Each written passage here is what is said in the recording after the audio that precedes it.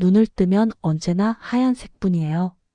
하얀 천장, 하얀 벽, 그리고 제 팔에 꽂힌 투명한 링거줄까지. 이곳의 시간은 바깥 세상과 다르게 흐르는 것만 같습니다.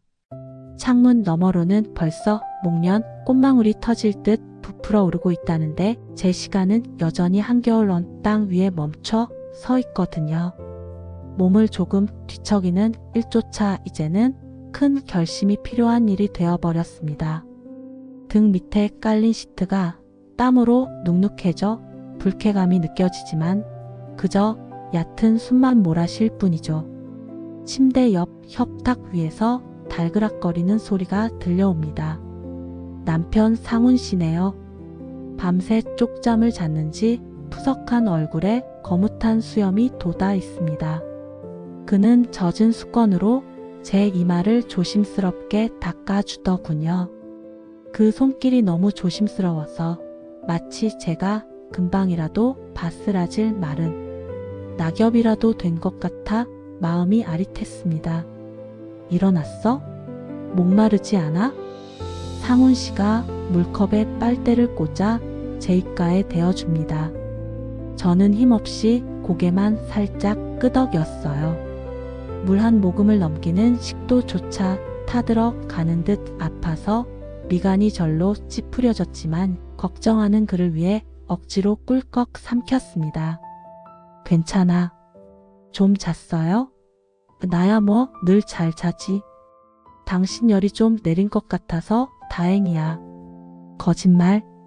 충혈된 그의 눈이 모든 걸 말해주고 있는데도 그는 늘 저렇게 태연한 척 연기를 합니다. 우리는 서로가 서로를 위해 서툰 연극을 하고 있는 셈이죠. 사실 저는 이런 사람이 아니었어요. 불과 1년 전까지만 해도 동네에서 목소리 크기로 둘째 가라면 서러울 정도로 씩씩한 민준이 엄마였답니다. 아침이면 남편보다 먼저 일어나 콩나물국을 끓여냈고 8살 아들 녀석을 깨워 전쟁 같은 등교 준비를 마치고 나면 곧장 마트로 달려가 타임, 세일 상품을 낚아채 오던 그런 억척스러운 아줌마였죠. 기억나요? 작년 가을 운동회 때였어요. 학부모 달리기 계주에 나갔다가 덜컥 넘어져 무릎이 까졌는데도 벌떡 일어나 끝까지 완주해서 기어이 1등 도장을 받아냈었죠. 그때 민준이가 엄지손가락을 치켜 세우며 소리쳤던 게 생생해요. 우리 엄마가 최고야. 우리 엄마는 슈퍼맨보다 빨라. 그때 제 무릎에서 흐르던 피보다 아들의 환한 웃음이 더 선명했는데 말이에요. 저는 제가 세상에서 가장 강한 여자인 줄 알았습니다. 가족을 위해서라면 무거운 쌀자루도 번쩍 들 수 있고 어떤 힘든 일도 웃어넘길 수 있는 그런 튼튼한 뿌리 같은 존재라고 믿었으니까요. 그런데 그 뿌리가 이렇게 허무하게 썩어 들어가고 있을 줄은 꿈에도 몰랐습니다. 처음엔 그저 소화가 좀 안 되는 줄 알았어요. 명치 끝이 뻐근하고 이유 없이 피곤했지만 그저 환절기 탓이려니 나이 탓이려니 하며 소화제 몇 달로 버텼습니다. 병원에 가서 검사 결과를 듣던 날 의사 선생님의 입술이 달싹거리던 그 느린 슬로우 모션 같은 장면을 저는 평생 잊지 못할 거예요. 길어야 3개월입니다. 그 말은 사형 선고나 다름없었죠. 처음엔 부정했고 다음엔 분노했고 그 다음엔 밤새 울부짖으며 신을 원망했습니다. 왜 하필 나냐고, 내가 도대체 무슨 죄를 지었길래 어린 아들을 두고 가야 하냐고 말이죠. 하지만 계절이 바뀌고 몸이 점점 야위어 가면서 분노는 체념으로 그리고 이젠 슬픈 수용으로 바뀌어 가고 있습니다. 저는 천천히 고개를 돌려 벽에 걸린 달력을 바라보았습니다. 3월의 숫자들이 흐릿한 시야 속으로 들어옵니다.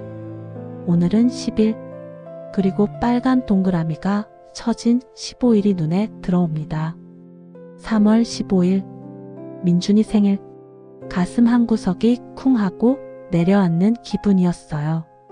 예전 같았으면 지금쯤 분주했겠죠. 녀석이 노래를 부르던 최신 변신 로봇을 사려고 문구점 사장님에게 예약을 걸어두고 아침상에 올릴 소고기를 사러 정육점에 들러 가장 좋은 부위를 골랐을 겁니다.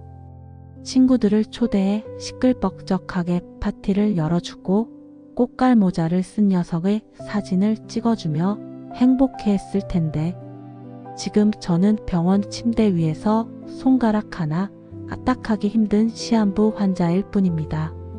해줄 수 있는 게 아무것도 없다는 무력감이 암세포보다 더 지독하게 온몸을 갉아먹는 것 같았어요. 여보, 제 부름의 창가에서 먼 산을 보고 있던 상훈 씨가 화들짝 놀라며 다가옵니다. 왜? 어디 아파? 진통제 더 넣어달라고 할까? 아니, 그게 아니라 달력 좀 가져다 줘요. 달력? 달력은 왜? 그는 의아한 표정을 지으면서도 벽에 걸린 달력을 떼어 제 손에 쥐어 주었습니다. 종이 한 장의 무게가 이렇게 무거웠던가요? 바들거리는 손으로 달력을 받아 들고 3월 15일 날짜를 손가락으로 가만히 쓸어보았습니다. 종이의 서늘한 감촉이 손끝을 타고 전해집니다. 다음 주면 민준이 생일이잖아. 제 말에 상훈 씨의 표정이 굳어집니다. 그는 잠시 말을 잇지 못하고 입술을 깨물더니 애써 밝은 목소리로 대답하려 노력하더군요. 아, 맞다. 그렇지. 걱정 마. 내가 다 알아서 할게. 선물도 사주고 맛있는 것도 사줄게. 당신은 신경 쓰지 말고 치료에만 집중해. 그의 목소리가 미세하게 떨리고 있었습니다. 저를 안심시키려 하지만 사실 그도 두려운 거겠죠.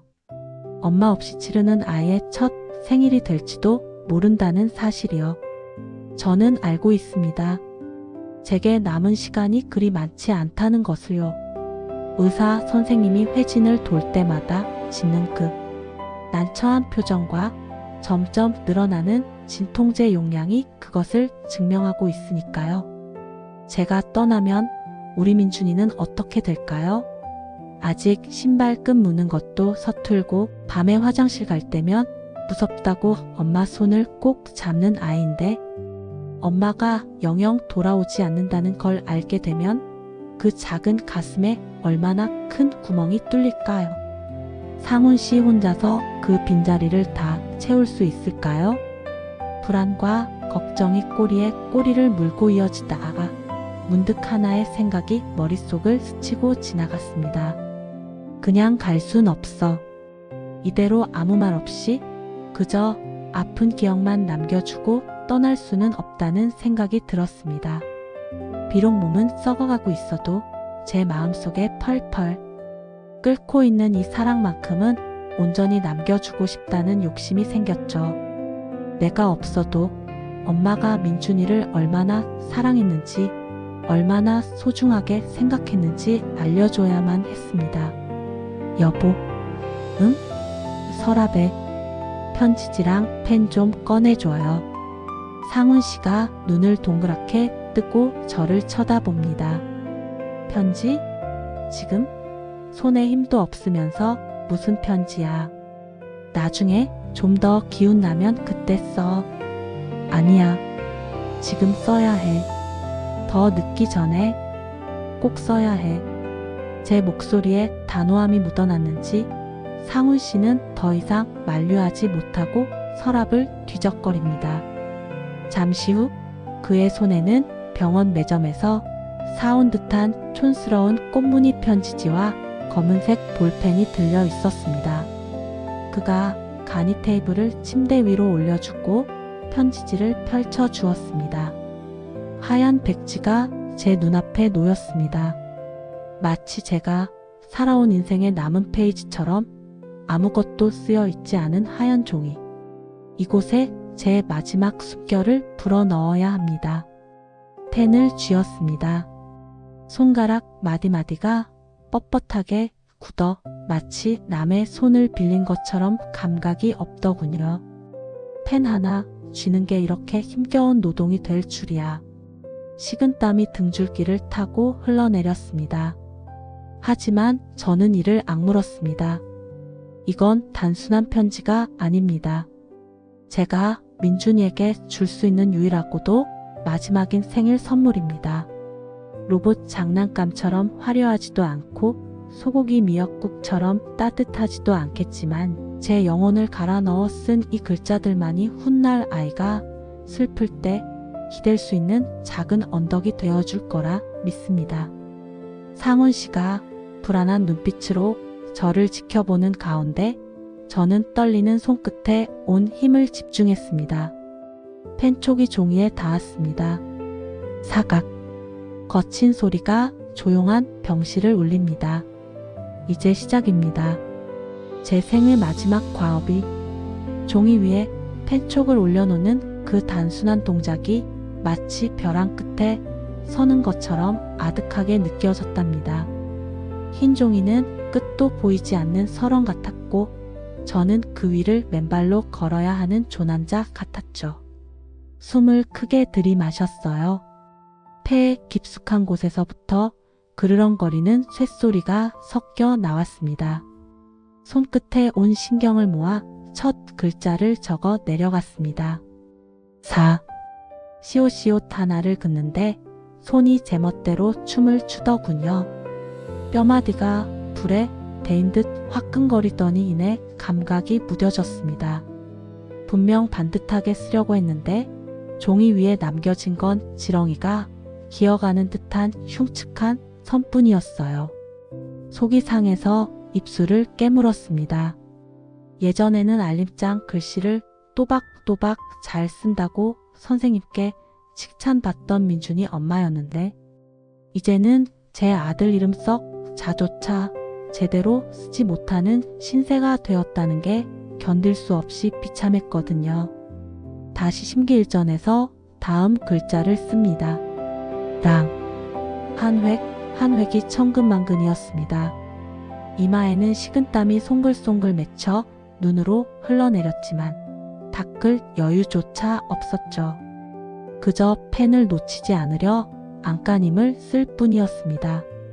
곁에서 지켜보던 상훈 씨의 거친 숨소리가 들려왔습니다. 그는 안절부절 못하며 제 손과 얼굴을 번갈아 쳐다보고 있었어요. 여보, 그만해. 제발 그만해. 상훈 씨가 참다 못해 제 손을 덥석 잡았습니다. 그의 손바닥은 뜨거웠고 제 손은 얼음장처럼 차가웠지요. 그 온도 차이가 너무 서글퍼서 저는 펜을 쥔 손에 더 힘을 주었습니다. 놔줘요. 써야 해. 손이 이렇게 떨리는데 뭘 쓴다는 거야. 나중에 내가 받아 적을게. 당신이 말하면 내가 그대로 쓸게. 응? 그러니까 제발 몸 좀 혹사시키지 마. 남편의 목소리에 물기가 어렸습니다. 그는 제가 고통스러워하는 모습을 보는 걸 저보다 더 힘겨워했으니까요. 하지만 이건 남편이 대신해 줄 수 있는 숙제가 아니었어요. 제 손으로, 제 흔적으로 남겨야만 의미가 있는 것이었죠. 삐뚤빼뚤하고 잉크가 번져도 그건 엄마가 직접 쓴 글씨니까요. 아니야. 당신 글씨는 예쁘지만 엄마 냄새가 안 나잖아. 뭐? 민준이가 나중에 이 편지 볼 때 엄마가 아픈데도 자기를 위해서 이렇게 노력했다는 거. 그거 알면 더 힘내서 살지 않을까? 그러니까 말리지 마요. 제 고집에 상훈 씨는 결국 잡았던 손을 스르르 놓았습니다. 그는 고개를 돌려 창밖을 보며 어깨를 들썩였습니다. 흐느끼는 소리를 참으려 입을 틀어막은 그 뒷모습을 보며 저도 마음속으로 울었습니다. 미안해요, 여보. 당신 마음 아프게 해서 정말 미안해요. 하지만 나에게는 시간이 없어요. 다시 펜을 고쳐 잡았습니다. 손가락 관절이 비명을 지르는 것 같았지만 무시했죠. 하는, 사랑하는이라는 네 글자를 완성하는데 무려 30분이 걸렸습니다. 믿어지시나요? 평소라면 1초면 썼을 단어인데 말이에요. 잠시 펜을 내려놓고 가쁜 숨을 몰아쉬었습니다. 고개를 들어 링거줄을 타고 떨어지는 수액 방울을 바라보았습니다. 똑똑. 규칙적으로 떨어지는 저 약물이 제 생명을 억지로 붙들고 있는 동안 저는 종이 위에 제 영혼을 옮겨 심어야 합니다. 내 아들 민준에게. 이 구절을 쓸 때는 정말이지 눈앞이 흐려져서 몇 번이나 눈을 깜빡여야 했답니다. 아들이라는 단어를 쓰자마자 갓 태어난 민준이를 처음 품에 안았던 그날의 온기가 손끝을 타고 전해져 오는 것 같았거든요. 꼬물거리는 손가락, 젖 냄새가 나던 보드라운 뺨, 저를 보며 방긋 웃던 그 천사 같은 미소. 그 모든 기억이 파도처럼 밀려와 가슴을 때렸습니다. 보고 싶다, 우리 아들. 당장이라도 병원 문을 박차고 나가 아이를 으스러지도록 껴안고 싶었습니다. 하지만 현실은 침대 위에서 꼼짝도 못하는 말기 암 환자일 뿐이죠. 그 괴리감에 목구멍이 뜨거워졌습니다. 눈물이 종이 위로 뚝 떨어져 민자를 살짝 번지게 만들었습니다. 황급히 소매로 닦아냈지만 잉크 자국은 눈물과 섞여 푸르스름하게 멍이 든 것처럼 번져버렸죠. 마치 제 마음처럼요. 후. 겨우 첫 줄을 완성하고 나니 온몸의 기운이 다 빠져나간 듯 나른해졌습니다. 시계를 보니 벌써 1시간이 훌쩍 지나 있었습니다. 고작 한 줄, 10글자 남짓을 쓰는데 1시간이 걸린 겁니다. 팔이 욱신거려 더는 펜을 들고 있을 수가 없었어요. 펜이 바닥으로 툭 떨어져 굴러갔습니다. 상훈 씨가 얼른 펜을 주워 탁자 위에 올려두고는 땀에 젖은 제 머리카락을 넘겨주었습니다. 이제 됐어. 오늘은 여기까지 해. 의사 선생님도 무리하면 쇼크 올 수 있다고 했잖아. 그의 말이 맞습니다. 욕심 같아서는 밤을 새워서라도 다 쓰고 싶었지만 제 몸은 이미 한계치에 다다라 있었으니까요. 통증이 스멀스멀 다시 기어 올라오고 있었습니다. 마치 날카로운 송곳으로 뼈를 긁어내는 듯한 그 끔찍한 통증이 말이죠. 저는 떨리는 손으로 종이를 조심스럽게 덮었습니다.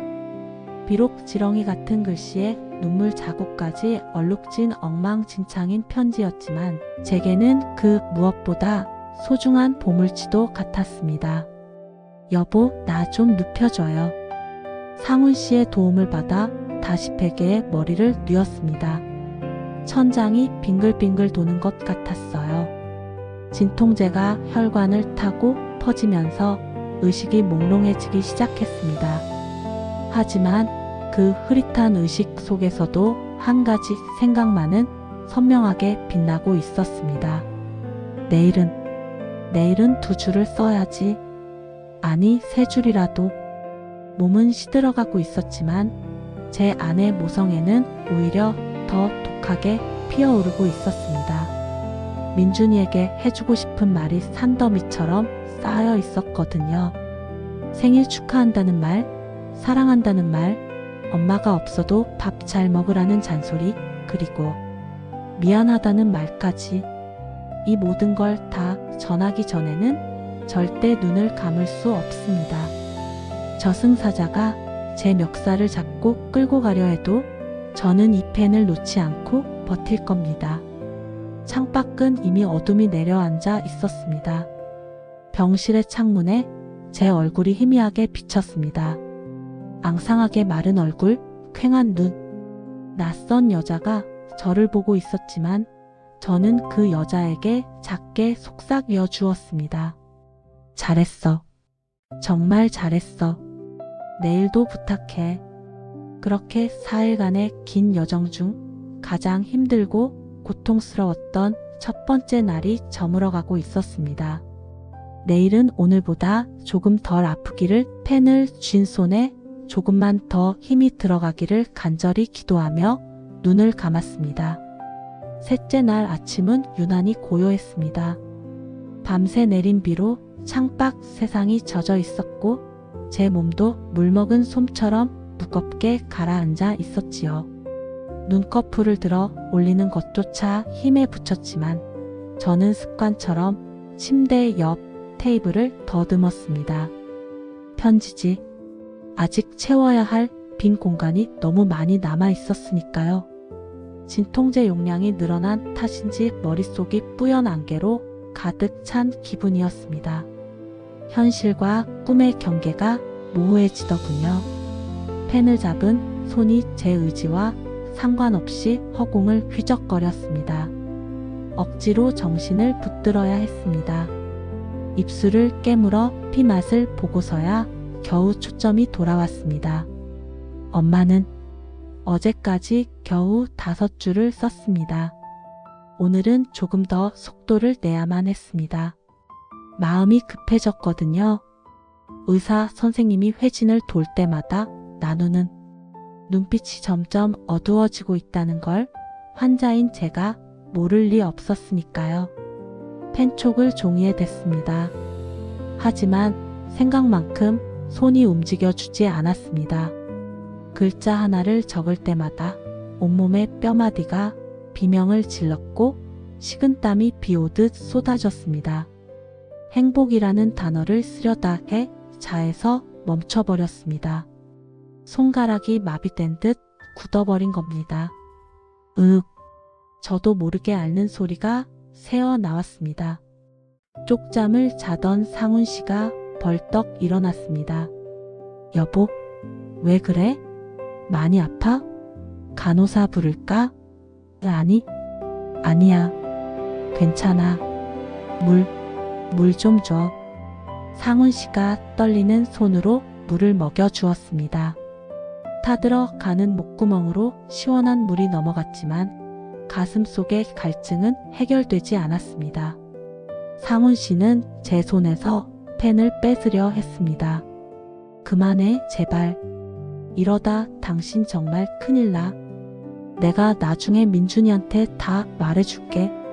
엄마가 널 얼마나 사랑했는지 귀에 딱지가 않도록 말해줄게. 그러니까 제발. 남편의 애원에도 저는 고개를 저었습니다. 말로 전해 듣는 것과 엄마의 손길이 닿은 종이를 만지는 건 다른 거니까요. 저는 고집스레 다시 펜을 쥐었습니다. 그때였습니다. 상훈 씨가 주머니에서 주섬주섬 무언가를 꺼냈습니다. 그의 핸드폰이었습니다. 이거 보여줄까 말까 고민했는데 그가 머뭇거리며 내민 화면 속에는 우리 민준이가 있었습니다. 아마 어제 저녁 남편이 집에 들렀을 때 찍어온 모양이었습니다. 영상 속의 민준이는 헐렁한 내복 차림으로 식탁 앞에 앉아 있었습니다. 자, 시작해. 남편의 목소리가 영상 속에서 들리자 민준이가 카메라를 보며 배시시 웃었습니다. 그런데 그 웃음이 어딘가 달라 보였습니다. 천진난만하던 예전의 그 개구쟁이 미소가 아니었습니다. 엄마, 나 오늘 운동화 끈 묶는 거 배웠어. 아빠가 가르쳐줬는데 나 이제 혼자서도 잘해. 리본도 예쁘게 만들 수 있어. 화면 속 민준이가 고사리 같은 손으로 운동화 끈을 묶는 신용을 해 보였습니다. 그리고는 카메라 가까이 얼굴을 들이밀며 속삭이듯 말하더군요. 그러니까 엄마, 내 걱정하지 말고 치료 잘 받아. 아빠 말도 잘 듣고 나 안 울고 잘 기다리고 있을게. 사랑해. 영상이 끝났습니다. 검은 화면이 된 핸드폰 위로 제 눈물이 후두둑 떨어졌습니다. 가슴 한복판이 둔기로 얻어맞은 듯 멍해졌습니다. 저는 여태껏 제가 민준이를 보살펴야 한다고 제가 없으면 아무것도 못할 거라고 생각했습니다. 그래서 이 편지에 밥 챙겨 먹는 법, 옷 입는 법, 친구랑 사이좋게 지내는 법을 적으려 했지요. 그런데 그건 제 오만이었습니다. 아이는 이미 알고 있었던 겁니다. 엄마가 많이 아프다는 것을, 그리고 엄마가 돌아오지 못할 수도 있다는 것을요. 걱정하지 말라는 그 의젓한 말이, 8살 아이의 입에서 나온 그 말이 저를 무너뜨렸습니다. 녀석은 벌써 이별을 준비하며 스스로 잘하고 있었던 겁니다. 엄마의 빈자리를 채우기 위해 혼자 신발끈을 묶으며 어른이 되어가고 있었던 거죠. 기특함보다는 미안함이, 안도감보다는 사무치는 슬픔이 밀려왔습니다. 내가 가르쳐주지 못한 것들을 아이는 홀로 배우고 있었습니다. 그 사실이 뼈저리게 아팠습니다. 갑자기 눈앞이 핑 돌았습니다. 극심한 현기증과 함께 속이 메스꺼워졌습니다. 손에 힘이 풀리면서 펜이 바닥으로 굴러떨어졌습니다. 여보, 상훈 씨의 다급한 비명소리가 멀리서 들리는 듯 했습니다. 세상이 까맣게 전멸했습니다. 하얀 천장이 뱅글뱅글 돌다가 어둠 속으로 빨려 들어갔습니다. 의식이 끈 떨어진 연처럼 아득하게 날아갔습니다. 다시 눈을 떴을 때는 밤이었습니다. 아니, 새벽이었을까요? 병실은 칠흑 같은 어둠에 잠겨 있었고 링거 떨어지는 소리만 유난히 크게 들렸습니다. 산소호흡기가 제 코와 입을 덮고 있었습니다. 숨 쉬는 게 한결 편해졌지만 그만큼 제 생명이 기계에 의존하고 있다는 뜻이겠지요. 고개를 돌리니 침대 옆에 엎드려 있는 상훈 씨의 등이 보였습니다. 그의 어깨가 규칙적으로 들썩이고 있었습니다. 숨죽여 울고 있는 겁니다. 그의 손에는 제가 쓰다 만 편지지가 꼭 쥐어 있었습니다. 구겨질까 봐 조심스레 쥔 그 손끝이 하얗게 질려 있었습니다. 순간 섬뜩한 직감이 뇌리를 스쳤습니다. 제가 기절해 있던 시간 동안 의사가 다녀갔을 겁니다. 그리고 상훈 씨에게 마음의 준비를 하라고 했을지도 모릅니다. 남편의 저 처절한 뒷모습이 그것을 말해주고 있었습니다. 시간이 없습니다. 정말로 시간이 없었습니다. 3월 15일까지는커녕 내일 아침 해를 볼 수 있을지도 장담할 수 없는 상황이었습니다. 아직 다 못 썼는데 마지막 인사를 적지 못했습니다. 이대로 갈 순 없습니다. 민준이에게 엄마는 널 영원히 지켜볼 거야 라는 마지막 약속을 하지 못했습니다. 저는 떨리는 손을 뻗어 상훈 씨의 어깨를 건드렸습니다. 그가 소스라치게 놀라며 고개를 들었습니다. 퉁퉁 부은 눈, 엉망이 된 얼굴. 저를 보자마자 그가 아이처럼 와락 울음을 터뜨렸습니다. 여보, 정신이 들어? 나 정말 무서웠어. 당신 이대로 못 깨어나는 줄 알고. 그의 눈물을 닦아줄 힘조차 없었습니다. 저는 산소호흡기 너머로 겨우 입술을 달싹였습니다. 목소리가 나오지 않아 쇳소리만 픽픽 새어 나왔지만 제 눈빛만은 또렷하게 그를 향했습니다. 펜, 좋아요. 상훈 씨가 고개를 세차게 저었습니다. 안 돼. 절대 안 돼. 지금 당신 상태로는. 하지만 저는 눈을 부릅떴습니다. 지금 쓰지 않으면 영영 기회는 없습니다. 제 눈에 담긴 처절함을 읽었는지 상훈 씨가 입술을 꽉 깨물며 주저주저 펜을 제 손에 쥐어 주었습니다. 손에 감각이 거의 없었습니다. 펜이 마치 거대한 통나무처럼 느껴졌습니다. 하지만 써야 합니다. 예쁘게 쓰는 건 포기했습니다. 알아볼 수만 있으면 됩니다. 종이 위로 펜을 가져갔습니다. 이제 남은 건 정신력 싸움입니다. 꺼져가는 촛불의 심지를 억지로 끌어올려 마지막 불꽃을 태워야 할 시간입니다. 민준이가 혼자 신발끈을 묶으며 엄마를 생각할 때 이 편지가 녀석의 등 뒤를 따뜻하게 안아줄 수 있도록 저는 흐릿해지는 시야를 억지로 고정하며 마지막 힘을 짜내어 글씨를 쓰기 시작했습니다. 이것은 단순한 편지가 아닙니다. 제 영혼의 유서이자 아들에게 남기는 영원한 사랑의 증명입니다. 심장이 귓가에서 뛰는 것 같았습니다. 쿵쿵쿵. 기계음과 심장 소리가 뒤섞여 고막을 때렸습니다. 시야는 마치 터널 안에 들어와 있는 것처럼 가장자리부터 까맣게 타들어가고 있었죠.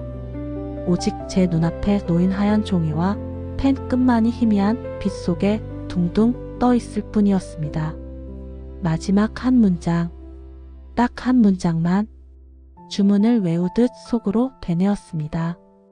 하지만 제 몸은 이미 제 것이 아니었습니다. 뇌에서 손끝으로 내리는 명령이 자꾸만 끊어졌습니다. 전기가 나간 로봇처럼 손가락이 허공에서 바들바들 떨리기만 할 뿐 종이 위에 안착하지 못했죠. 입술을 깨물어 신음소리를 참으려 했지만 새어 나오는 비명은 막을 수 없었습니다. 뼈마디가 으스러지는 듯한 고통이 손목을 타고 올라와 어깨를 강타했습니다. 여보, 그만해. 제발 그만하라고. 상훈 씨가 울부짖으며 제 손을 낚아챘습니다. 그의 소나기 힘이 어찌나 센지 쥐고 있던 펜이 툭 하고 바닥으로 튕겨나갔습니다. 검은 볼펜이 병실 바닥을 구르는 소리가 천둥 소리처럼 크게 들렸습니다. 왜 그래? 왜 나를 방해해? 원망 섞인 눈으로 그를 올려다보았습니다. 하지만 그의 얼굴을 보는 순간 제 가슴이 무너져 내렸습니다. 상훈 씨는 울고 있는 게 아니었습니다. 절규하고 있었습니다. 핏발선 눈, 콧물과 눈물로 뒤범벅된 얼굴. 그는 공포에 질려 있었습니다. 제가 편지를 쓰다가 이대로 숨이 끊어질까 봐 그게 너무 무서워서 어쩔 줄 모르는 어린아이 같은 얼굴이었습니다. 당신 죽어가고 있잖아. 지금 당신 숨소리가 어떤지 알아? 쇳소리가 나. 금방이라도 끊어질 것 같다고. 편지가 뭔데? 그깟 편지가 뭐라고 목숨을 걸어. 그깟 편지가 아니야. 저는 산소 마스크 안에서 가쁜 숨을 몰아쉬며 쥐어짜듯 말했습니다. 내 목숨보다 소중해. 민준이한테 엄마가 남기는 마지막 말을 잊지 못하고 기침을 토해냈습니다. 피 섞인 가래가 마스크 안쪽에 튀었습니다. 상훈 씨가 황급히 마스크를 닦아내며 제 등을 두드렸습니다. 그의 손길이 덜덜 떨리고 있었습니다. 알아. 아는데 당신이 너무 아파하잖아. 내가 대신 아파줄 수도 없는데 보는 내가 미칠 것 같아서 그래. 여보, 제발. 남편이 제 무릎에 얼굴을 묻고 오열했습니다. 그의 뜨거운 눈물이 환자복을 적셨습니다. 저는 힘없는 손을 들어 그의 머리카락을 쓰다듬었습니다. 미안해요. 당신을 이렇게 힘들게 해서. 하지만 여보, 나는 엄마잖아. 당신은 아빠지만 나는 엄마잖아. 다시 시선을 바닥에 떨어진 펜으로 돌렸습니다. 저걸 주워야 하는데 몸이 움직이지 않았습니다. 마치 침대 위로 보이지 않는 거대한 돌덩이가 저를 짓누르고 있는 것 같았습니다. 안 돼. 여기서 멈출 순 없어. 눈물이 핑 돌았습니다. 억울했습니다. 고작 이것밖에 안 되는 내 몸뚱이가 너무나 원망스러웠습니다. 민준이에게 사랑한다는 말, 그 흔한 말 한마디를 끝맺지 못하고 가야 한다니. 그때였습니다. 흐릿해진 시야 속으로 무언가가 쑥 들어왔습니다. 상훈 씨였습니다. 그가 바닥에 떨어진 펜을 주워 들었습니다. 내가 쓸게. 그가 붉어진 눈으로 저를 노려보듯 쳐다보며 말했습니다. 아니야. 내 손으로. 고집 부리지 마. 그가 소리쳤습니다. 그리고는 제 오른손을 억지로 끌어당겼습니다. 앙상하게 뼈만 남은 제 손가락 사이에 펜을 끼워 넣었습니다. 그리고 자신의 크고 투박한 손으로 제 손 전체를 감싸 쥐었습니다. 같이 써. 같이 쓰면 되잖아. 그의 목소리가 젖어 있었습니다. 당신 손에 내 손 포개서 그렇게 쓰자. 당신 힘으로 안 되면 내 힘 빌려. 내 생명이라도 떼어줄 테니까 제발 포기하지 마. 심장이 쿵 하고 내려앉는 것 같았습니다. 제 차가운 손등 위로 남편의 뜨거운 체온이 전해져 왔습니다. 그 온기가 마비된 감각을 깨우는 것 같았습니다.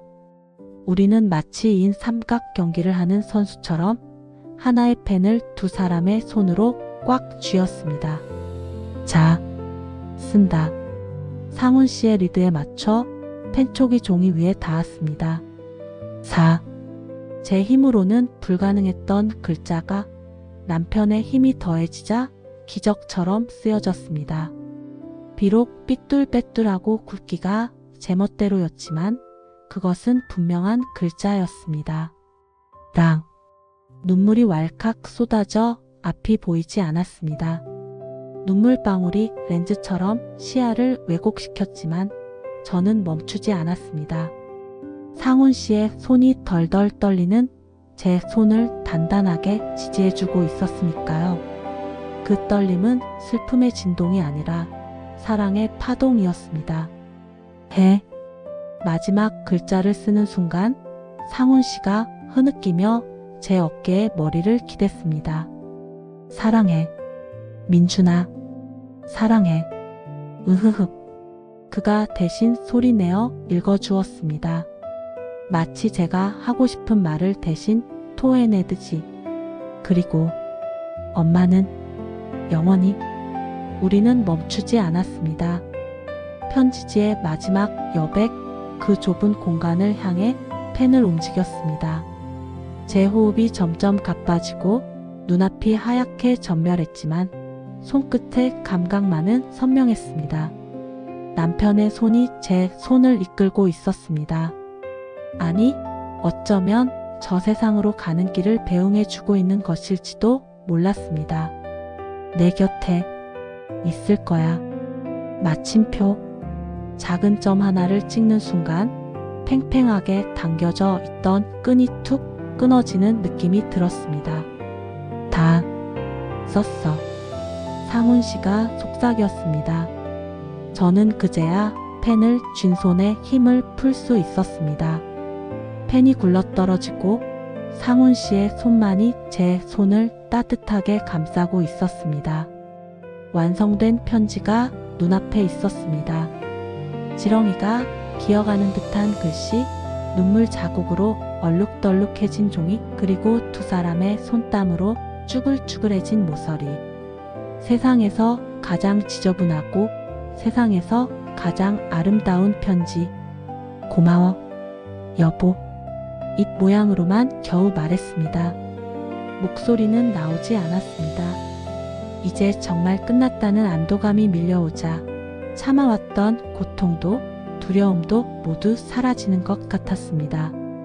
몸이 깃털처럼 가벼워졌습니다. 상훈 씨가 편지를 곱게 접어 봉투에 넣는 모습이 슬로우 모션처럼 보였습니다. 그가 봉투 겉면에 사랑하는 아들 민준이에게라고 적는 모습이 보입니다. 이제 됐습니다. 내 분신 같은 편지가 완성되었습니다. 창밖이 푸르스름하게 밝아오고 있었습니다. 새벽이 오고 있었습니다. 그리고 저는 직감했습니다. 저 새벽빛이 제가 이 세상에서 보는 마지막 빛이 될 것임을 민준이 보고 싶어. 제 마지막 욕심을 입 밖으로 내뱉자 상훈 씨가 제 얼굴을 감싸 쥐며 다급하게 말했습니다. 지금 오고 있어.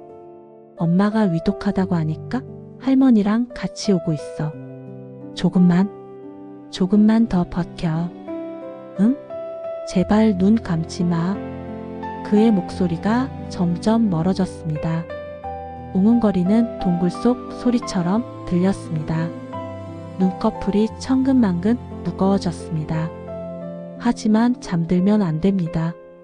민준이가 오고 있으니까요. 편지를 직접 전해주진 못하더라도 마지막으로 아이의 얼굴을 눈에 담아가야 하니까요.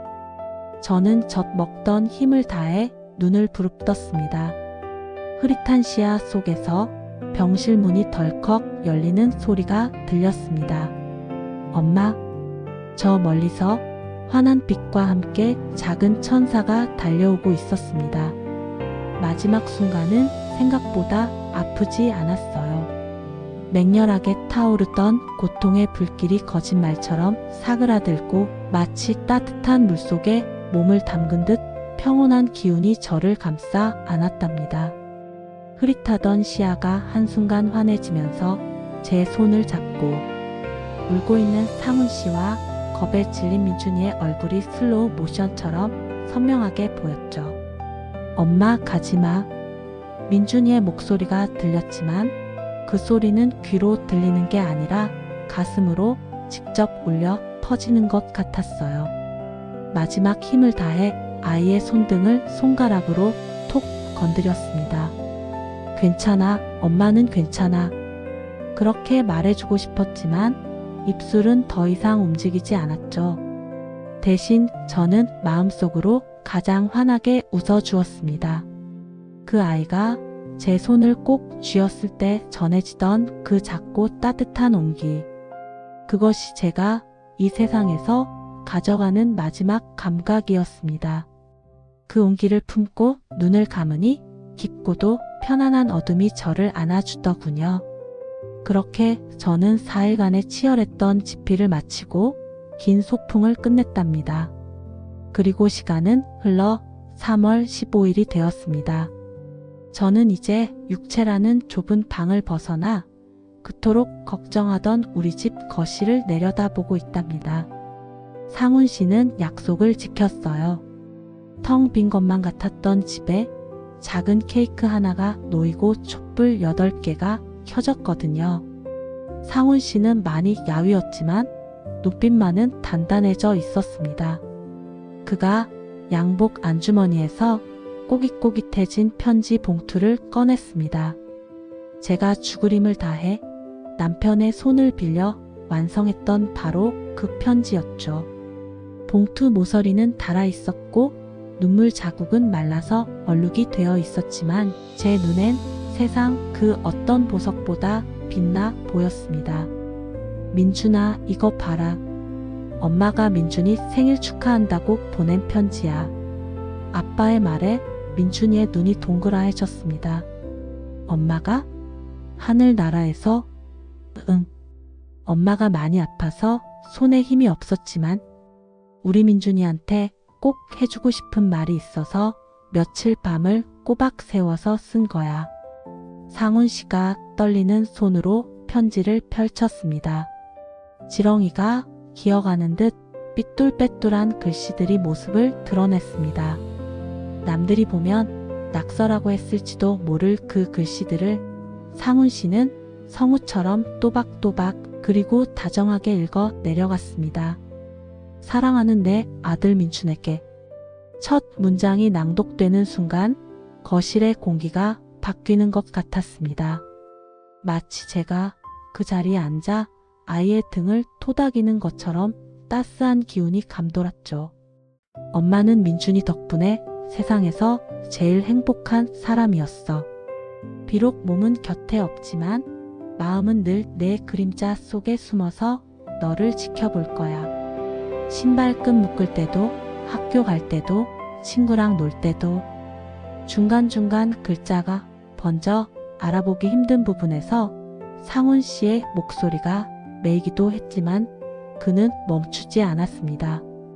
제가 마지막 숨을 몰아쉬며 찍었던 그 마침표까지 그는 온전하게 제 마음을 배달해 주었습니다. 편지 낭독이 끝나자 잠시 정적이 흘렀습니다. 저는 민준이가 울음을 터뜨릴까 봐 조마조마한 마음으로 지켜보았죠. 그런데 놀라운 일이 일어났어요. 녀석이 소매로 눈가를 쓱 닦더니 씩씩하게 케이크의 촛불을 향해 몸을 기울이는 거예요. 엄마 잘 들었어? 나 하나도 안 슬퍼. 엄마가 내 그림자에 숨어 있다며. 그러니까 나 이제 겁 안 낼게. 후마이너스 하고 촛불이 꺼졌습니다. 피어오르는 하얀 연기 사이로 민준이의 의젓한 얼굴이 보였습니다. 그 순간 깨달았어요. 제가 남긴 그 엉망진창인 편지가 아이의 가슴 속에 단단한 온벽을 쌓아주었다는 것을요. 엄마의 부재가 아니라 엄마의 영원한 사랑을 확인시켜주는 증표가 되었다는 것을 말이죠. 돌이켜보면 생의 마지막 4일은 저에게 형벌이 아니라 축복이었습니다. 뼈가 부서지는 고통 속에서 펜을 쥐었던 그 시간들이 없었다면 저는 이렇게 가벼운 마음으로 떠나지 못했을 겁니다. 그 4일 동안 저는 단순히 글자를 적은 게 아니었어요. 제 남은 생명을 한 방울도 남김없이 짜내어 사랑이라는 잉크로 바꾼 것이었죠. 덕분에 저는 육체는 사라졌어도 사랑이라는 형태로 아이의 곁에 영원히 남을 수 있게 된 거랍니다. 이제 저는 병실의 하얀 천장 밑에 갇혀 있지 않아요. 민준이가 등교하는 아침 녀석의 뺨을 스치는 부드러운 봄바람이 바로 저랍니다. 상훈 씨가 퇴근길에 지친 몸을 이끌고 올려다보는 저녁 하늘, 그 붉은 노을 속에 제가 머물고 있고요. 비가 오는 날이면 창문을 두드리는 빗소리로 말을 걸고 맑은 날이면 따사로운 햇살이 되어 두 남자의 어깨를 감싸 안아주고 있답니다. 가끔 민준이가 혼자 신발끈을 묶다가 잘 안 풀려서 낑낑대면 저는 얼른 바람이 되어 녀석의 머리카락을 헝클어뜨리며 장난을 쳐요. 그러면 녀석은 엄마지? 엄마가 장난치는 거지? 하며 배시시 웃곤 한답니다. 그거면 충분해요. 저는 더 이상 바랄 게 없답니다. 비록 만질 수 없고 안을 수 없어도 우리는 사랑으로 연결되어 있으니까요.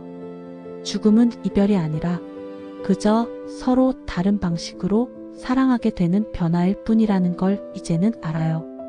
이 긴 이야기를 들어주신 여러분, 혹시 지금 곁에 있는 소중한 사람에게 나중에라며 미루어 둔 말이 있나요?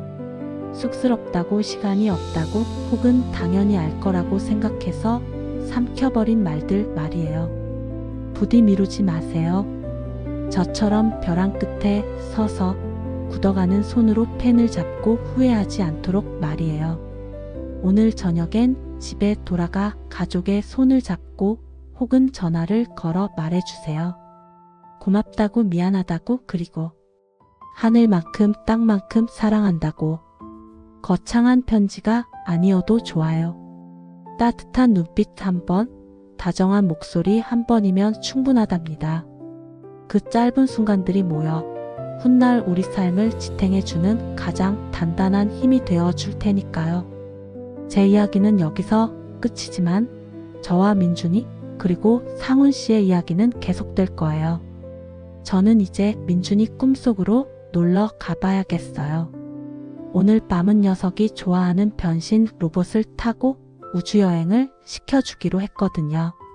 모두들 오늘 밤은 사랑하는 사람 꿈꾸세요. 안녕히 주무세요. 그리고 부디 많이 사랑하세요.